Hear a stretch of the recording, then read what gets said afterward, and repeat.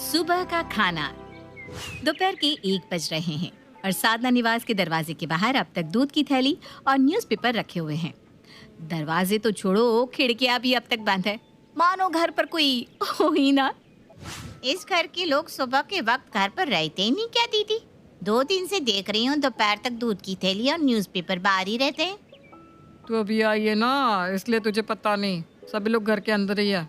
2 बहुएं हैं, सास ससुर भरा पूरा परिवार है। पर आदत ऐसे कि पूछो मत।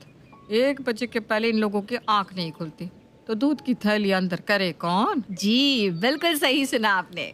साधना निवास एक ऐसा घर था जैसा घर आजकल की हर लड़की अपने सपने में देखती है। अरे भाई, किसे ऐसी सास नहीं चाहिए होगी जो खुद दोपहर में 12 बजे तक उठती हो। अब जब सास ही 12 बजे उठेगी तो बहुएं 1-2 घंटे और लेट तो उठेगी। 1 बज गया, उठना पड़ेगा। छोड़ो ना, 10 मिनट और सो लेती हूँ, 1:30 तक उठ जाऊंगी। 1 बज रहा है साधना, उठ भी जाओ। कौन है भाई? कौन बोल रहा है सुबह सुबह? आप यहाँ क्या कर रहे हैं? अरे हाँ, मैं भूल गई, ये आपका भी कमरा है। बड़ी जल्दी उठ जाते हैं आप भी। जाइए, दूध आ गया होगा, चाय बनाकर पी लीजिए, मैं सो रही हूँ। वो तुम्हारा स्पेशल दूध वाला भी तुम्हारी तरह है, सुबह से बिना चाय के बैठा हूँ मैं।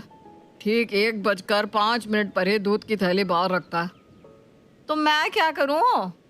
रोज 12 बजे उठती हो, आज 1 बज गया है। कल से 4 बजे उठना और उसके बाद सीधा रात में, ठीक है? 1 भी बज गया? अरे पता ही नहीं चला। जरा सी धूप नहीं है, कैसे पता चले कि 1 बज रहा है? ठंड कितनी है। उफ, मुझे तो लगता है सारी दुकानों को बंद कर देना चाहिए। अब जब सूरज देवता ही नहीं निकलेंगे तो हम लोग अपने घरों से निकल कर क्या करेंगे, है कि नहीं? सूरज देवता अपने सही समय पर उठकर आसमान में अपनी किरणें फैला चुके हैं, पर किरणों को देखने के लिए आपको भी तो इस बिस्तर और रजाई को छोड़कर अपने चरण कमलों को धरती पर रखना होगा। दोपहर की 1 बजे अलार्म की आवाज से सुमन की आंखें खुलती है। उठने का समय भी हो गया, अभी अभी तो सोई थी। क्या जीवन है, आदमी 2 घंटे चैन से सो भी नहीं सकता। ये थी साधना निवास की आम सुबह, जहां सास और बहुएं 1 बजे तक किसी तरह से बिस्तर को छोड़ने के पहले सोच विचार कर रही थी कि बिस्तर छोड़ा जाए या नहीं। दरवाजा खोलकर सुमन बाहर रखी दूध की थैली और न्यूज़पेपर को अंदर लेकर आती है। न जाने ये कौन सा न्यूज़पेपर मंगवाती हो तुम तीनों, कि जाकर एक बार उठा भी लूं तो पढ़ ना सकूं। चुगली एक्सप्रेस, ये कौन सा पेपर हुआ भाई, जिसमें न्यूज़ के नाम पर ये डेटा होता है कि किस घर की बेटी कब भागी, किसकी शादी किससे होने वाली है। तो सरकार क्या फेर बदल कर रही है? वही तो रहता है, किस जगह में कौन सा कुआं खोदने वाला है। उसे देखकर हम लोग क्या करेंगे? ए बहू, मेरे लिए कॉफी बनाना, चाय पीने से वजन बढ़ रहा है। सोने से वजन नहीं बढ़ रहा होगा ना, तुम्हारे बिस्तर पर तो वो ऑटोमेटिक फैट चूसने की मशीन लगी हुई है ना। सो जाओ और दिमाग के साथ फैट भी खत्म हो जाएगा। आप ही क्या पापा जी, जब देखो मम्मी से कोई ना कोई बात पर बहस करते रहते हैं। मुझे तो लगता ही नहीं कि करण और प्रेम भैया आपके ही बेटे हैं। देखिए दोनों किस तरह आराम से पैर फैलाए सो रहे हैं। मैं उन्हें जाकर उठा आती हूँ मम्मी जी। यहाँ स्कूल गए हुए बच्चे वापस अपने घर आने लगे हैं। कुछ लोग तो दोपहर की नींद भी लेने जा रहे होंगे। और अभी हमारे घर के सुपुत्र साधना पुत्र श्री श्री 108 करण और प्रेम 14 घंटे की नींद लेकर उठेंगे। मेरा मतलब है कि उन्हें उठाया जाएगा। अब जो लोग 1 बजे उठे हैं, उन्हें चाय नाश्ता करने में 3 साढ़े 3 तो बजेंगे ही। 3 बजे सभी साथ में बैठकर नाश्ता कर रहे होते हैं कि तभी साधना के फोन की घंटी बजती है और फोन पर फ्लैश हो रहे नाम को देखकर साधना के हाथ कांपने लगते हैं। दीदी, आपने कहीं दीदी से मेरी चुगली तो नहीं कर दी? या दीदी मुझे क्यों फोन कर रही है? हेलो दीदी, कैसी हैं आप? कैसी है बढ़िया ही, जानबूझकर हालचाल पूछने में समय निकाल देगी, फिर कहेगी घबरा कर मेरे हाथ से फोन गिर गया और ऑफ हो गया। जानती नहीं हूँ क्या मैं तुझे? अरे नहीं नहीं दीदी, आप मेरी सिर्फ नाना दी नहीं, मेरी सास के बराबर है मेरे लिए। आपका हुक्म सर आंखों पर दीदी। अब इसके पहले कि तेरे हाथों से फोन गिर जाए, शांति से सुन। दिल्ली में वेट लिफ्टिंग कंपटीशन में पार्ट लेने आ रही हूँ मैं। अब दिल्ली में न जाने किस होटल में मुझे रुकना पड़ेगा। वहाँ मेरे लायक पौष्टिक खाना, साफ सुथरा होटल मिले ना मिले। तो जानती है मेरा स्वभाव, मुझे सब कुछ साफ सुथरा पसंद है।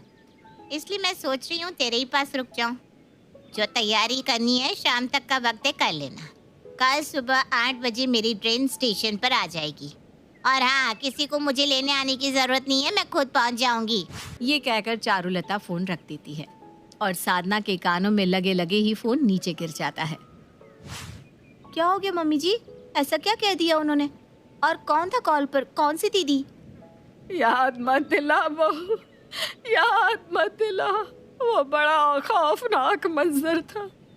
शादी होकर अपने ससुराल में आई थी मैं, बस 1 हफ्ता ही हुआ था। मैं आराम से अपने कमरे में सो रही थी। कौन है? कौन है? 8 बज रहे हैं, उठ जाओ। 8 बजे? 8 बजे कौन ऐसे उठाता है? हे भगवान, ऐसा तो कोई अपने दुश्मन के साथ भी ना करे। सुबह सुबह चेहरे पर पानी डाल देना।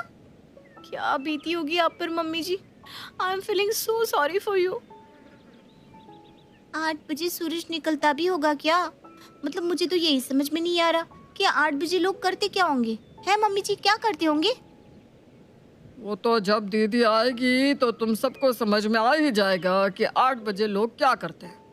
कभी 1 बजे के पहले तुम लोग उठे भी हो, जो तुम्हें पता भी चले कि घड़ी में सुबह के 8 भी बजते हैं।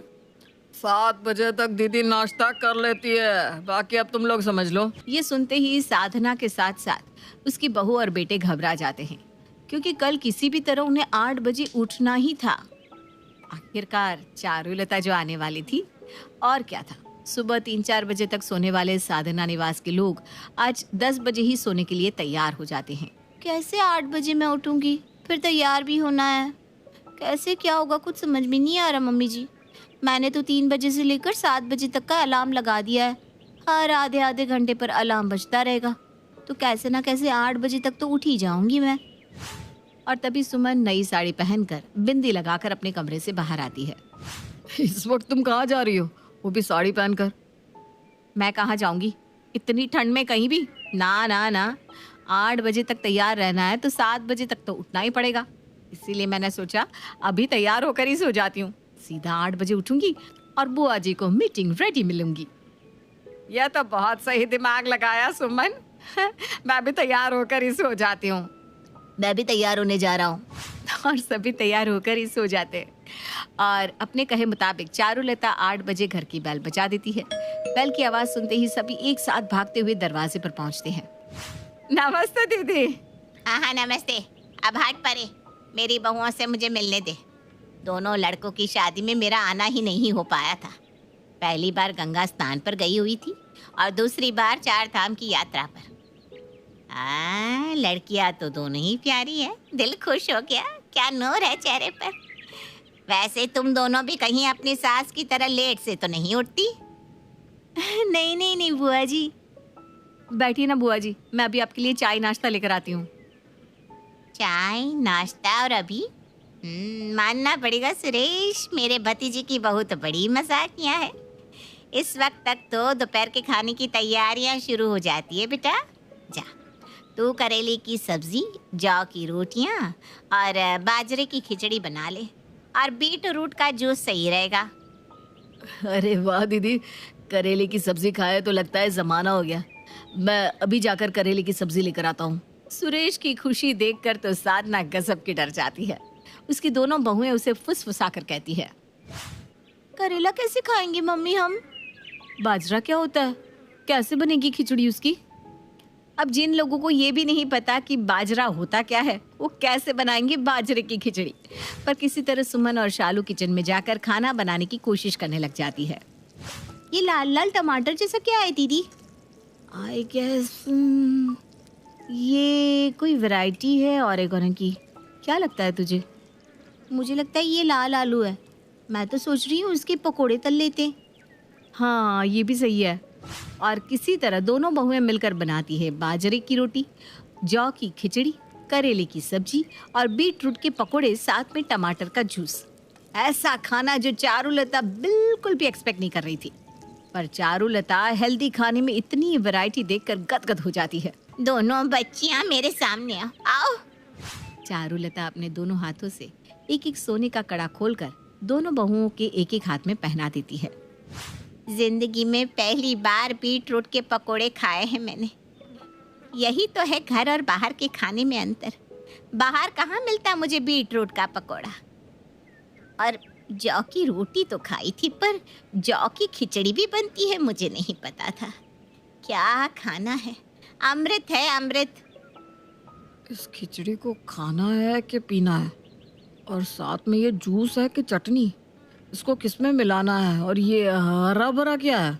मुझे लग रहा है ये जो लाल लाल है ना, ये दाल है, और साथ में जो खिचड़ी है वो चावल की जगह बनाई होगी शायद।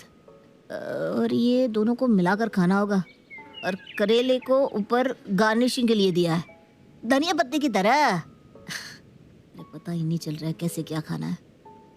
तुम दोनों क्या बातें कर रहे हो? खाने के वक्त बात नहीं करनी चाहिए। और साधना, तो ये चम्मच से क्यों खा रही है? 5 उंगली दी है ना भगवान ने, ये भी 5 चम्मच ही है। खा इसी से। हाथों से खाने से अच्छी तरह से पचता है।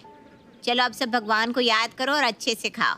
और हाँ, खाने का एक दाना भी थाली में नहीं रहना चाहिए। चारुलता को आए अभी मुश्किल से 4-5 घंटे भी नहीं हुए थे कि उसने साधना निवास का पूरा माहौल ही बदल दिया। ठंड बहुत ज्यादा हो रही है नहीं दीदी? थोड़ी देर का मार सीधी कर लेती हूँ। हाँ मम्मी जी, चलो ना, बहुत ठंड हो रही है, थोड़ी देर हीटर में बैठते हैं। मुझे देख, एक पतली सी कॉटन की साड़ी पहनकर तब से घूम रही हूँ। मुझे क्यों ठंड नहीं लग रही? ठंड उन्हीं लोगों को लगती है जो कोई काम नहीं करते। ठंड लग रही है ना? चलो उठो तुम तीनों और घर की सफाई में लग जाओ। ये दीवारों पर इतनी धूल कैसे है? घर में सब कुछ नौकर पर छोड़ दोगे तो आलस के कारण शरीर में 100 बीमारियां होंगी। उससे अच्छा खुद ही काम कर लो। साधना, जा तू छत साफ कर। शालू, तू बाहर आंगन साफ कर। और सुमन, तू पूरा हॉल साफ कर। और तुम दोनों लड़के सुबह से दोनों दुकान क्यों नहीं गए? दुकान क्या स्टाफ के लिए खोल रखी है? चलो उठो, दुकान के लिए निकलो। हे भगवान, तेरा लाख लाख शुक्र है। मुझे तो विश्वास ही नहीं हो रहा कि आज मेरे दोनों बेटे दुकान पर जा रहे। वाह भगवान वाह, सबका दिन फिरता है। और दोपहर के 1 बजे तक सोने वाले साधना निवास के लोग आज दोपहर का खाना खा पी कर काम पर भी जा चुके थे। ये था चारुलता का जादू। बुआ सास ऐसी आई कि सभी की सांसें फूल गई। अब इतना काम करने के बाद किसे ठंड लगने वाली थी? और इसी तरह पहला दिन तो निकल जाता है। थके हारे सभी लोग घास फूस खाकर सो जाते हैं। साधना अपने कमरे में सो रही थी कि तभी किसी आवाज से उसकी आंखें खुलती है और वो क्या देखती है कि पॉइंट की ड्रेस पहनी उसकी बड़ी ननद सीटी बजा रही है। हाँ, चल 2 मिनट तेरे पास है, तैयार होकर बाहर आ जा। मेरे दोनों भतीजे और बहुएं बाहर तैयार होकर आ चुके हैं, बस तू ही बाकी है। हम मॉर्निंग वॉक करने जा रहे हैं, जल्दी उठ। रात के 4 बजे? अरे दीदी, अभी तो रोशनी भी नहीं आई। अंधेरे में हम कहाँ जाएंगे? और बाहर कितनी ठंड है, कहीं हमारे मुंह से झाग ना आ जाए। मम्मी जी ठीक कह रही हैं बुआ जी। मुझे तो लगता है अगर मैं बाहर गई तो सिकुड़ी हुई कहीं गिरी हुई मिलूंगी। आज छोड़ देते ना बुआ जी, या फिर हम थोड़े लेट से चले, या फिर शाम को चलते हैं। हाँ, मैं दरवाजे के बाहर खड़ी हूँ, अभी 4 बज रहे हैं। 4-5 तक सभी के सभी मुझे बाहर मिलने चाहिए। जिन लोगों को पता भी नहीं था कि सुबह 4 बजते भी हैं, आज उन लोगों को सुबह 4 बजे दिल्ली की कपकपाती ठंड में जॉगिंग सूट पहनकर वॉक पर जाना पड़ रहा था। साधना के साथ उसके दोनों बेटे, बहुएं, पति सभी चारुलता के साथ वॉक पर निकल जाते हैं और 2 घंटे की लंबी एक्सरसाइज के बाद सभी घर वापस लौटते हैं। शरीर में अब वो जज्बा नहीं रहा दीदी, वरना पहले तो एक गांव से दूसरे गांव पैदल चला जाता था, और अभी 8-10 किलोमीटर में ही थकावट सी हो गई। अभी मिट जाएगी थकावट। जाओ सभी नहा धोकर तैयार हो जाओ, नाश्ते का समय हो गया है। मैं आज तुम लोगों के लिए स्पेशल नाश्ता बनाती हूँ। जाओ रेडी होकर आ जाओ। 2 घंटे की लंबी मॉर्निंग वॉक एक्सरसाइज के बाद घर आकर कोई सोफे पर तो कोई बिस्तर पर बेहोश पड़ा था। और उसके बाद चारुलता उन्हें कहती है कि जाकर तैयार होकर आओ। कैसे संभव था? पर किसी के पास कोई दूसरा चारा भी नहीं था। अपने हाथ पैरों को किसी तरह उठाकर सभी बाथरूम में जाकर एक एक कर तैयार होकर आते हैं और सामने प्लेट पर उन्हें परोसा हुआ मिलता है पपीता और साथ में करेले, अदरक और खीरे का जूस। ये क्या है बुआ? एक तो ऐसा खाना और वो भी इतना कम। ये एक्स्ट्रा तेल मसाला भुना हुआ खाना खाने के कारण तुम सभी के शरीर की ये हालत हो गई है। पपीते को खाओ, इससे शरीर में ताजगी महसूस होगी। और ये जूस बस 1 गिलास पी लो, ऐसी तरंग आएगी कि तू खुद बोलेगा कि बुआ वॉक पर चले। करण और चारुलता बात कर ही रहे थे कि प्रेम टीवी ऑन करता है। ये खाने के वक्त टीवी किसने चालू कर दिया? जा सुरेश, टीवी बंद करके आ। खाने के वक्त तुम लोग टीवी देखते हो, यही कारण है कि तुम सबका शरीर इतना कमजोर हो गया है। अब जल्दी जल्दी नाश्ता करो और सब अपने अपने काम पर लग जाओ। मानना पड़ेगा दीदी, तुम्हारे आते ही सभी की हरकतों में बदलाव आ गया है। सबकी घड़ी का काटा जो उल्टा चलता था अब सीधा चलने लगा है। मैं क्या कहता हूँ दीदी, कल जब वॉक पर जाएंगे ना तो पेड़ पर चढ़कर फल भी वहीं से तोड़ लेंगे, शरीर की थोड़ी और एक्सरसाइज हो जाएगी। दीदी को एक बार जाने दीजिए, फिर बताती हूँ आपको। अब जो सुबह 4 बजे उठा हो वो थक हार कर 8 बजे तो सो ही जाएगा ना। साधना निवास में जहाँ लोग रात को 1 बजे डिनर करके सुबह 3 साढ़े 3 बजे तक सोते थे, वहाँ आज सभी खा पीकर 8 बजे खुद ही अपने कमरों में सोने चले गए। टाइम पर सोने के कारण सभी की आंखें खुद ब खुद 4 बजे तक खुल जाती है और सभी रेडी होकर हॉल में आते हैं। ये दीदी कहाँ गई, दिख नहीं रही। लगता है आज दीदी को उठने में देरी हो गई। नहीं मम्मी, मैं तो अभी बुआ के कमरे से ही आ रहा हूँ। बुआ तो कमरे में नहीं है, लगता है आज वो हमारे बिना ही वॉक पर चली गई। तो मैं एक काम करती हूँ मम्मी, जाकर नाश्ते की तैयारी कर लेती हूँ। बुआ जी जब आएंगी तब साथ बैठकर खा लेंगे। सभी आधे घंटे घर पर ही एक्सरसाइज कर लेते हैं और नहा धोकर नाश्ते की तैयारी में लग जाते हैं। इसी तरह 8 बज जाते हैं पर चारुलता वापस नहीं आती। आप एक बार दीदी के नंबर पर कॉल तो कीजिए, कहीं रोड पर गिर पड़ तो नहीं गई। कि तभी साधना के फोन की घंटी बजती है और स्क्रीन पर वही नाम फ्लैश हो रहा था जिस नाम को देखकर साधना घबरा जाती थी। वो हड़बड़ाकर फोन उठाती है। मैं ट्रेन में बैठ गई हूँ, तुम लोग अपना ख्याल रखना। हैं? दीदी चली भी गई? उनका तो ऐसा ही है, बिजली की तरह है वो, अचानक ही आती है अचानक ही चली जाती है। वैसे मेरे प्यारे घर वालों, कैसा लग रहा है सुबह उठकर?